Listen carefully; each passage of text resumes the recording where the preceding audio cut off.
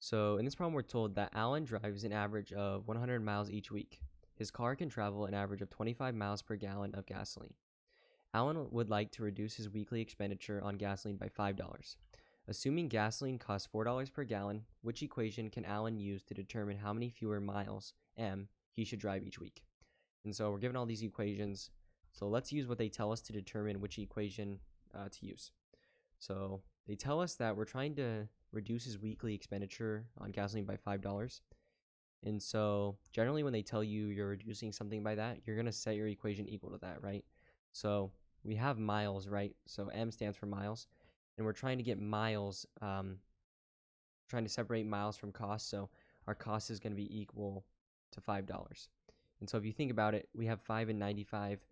The 95 doesn't really come from anywhere in this equation. I think they try and trick you based off the 100 miles each week, and then you subtract it from 5. That would be 95. But it doesn't really make sense in this equation. They don't really pull the 95 from anywhere.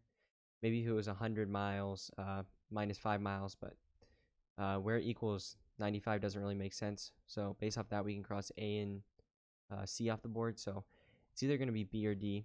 So the only difference between these two is one is 4 over 25 and one is 25 over 4. So we know that 25 is going to be miles, right? So 25 miles per gallon. So this is going to be miles, right? And then on the bottom is going to be the cost, right? They tell us it's $4.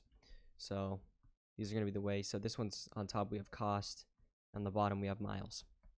And so think about it. We're solving for $5, right? So we're trying to get dollars, and we're multiplying it by M, right? And so if you think about this, for the 4 over 25, the miles and M are going to cancel. And so we're just going to be left with dollars. And what we're trying to solve for is dollars, right? So that makes sense. But if you look at it this way, we can't really cancel dollars with miles. And so that wouldn't make sense, right? Because we're trying to get it into dollars. And so we can't really cancel it. So 25 over 4 doesn't really make sense. We're trying to find the cost per miles to get it to $5 less. So based off that, it's not going to be 25 over 4. And so the only one left for this is going to be D, which is 4 over 25, M equals 5.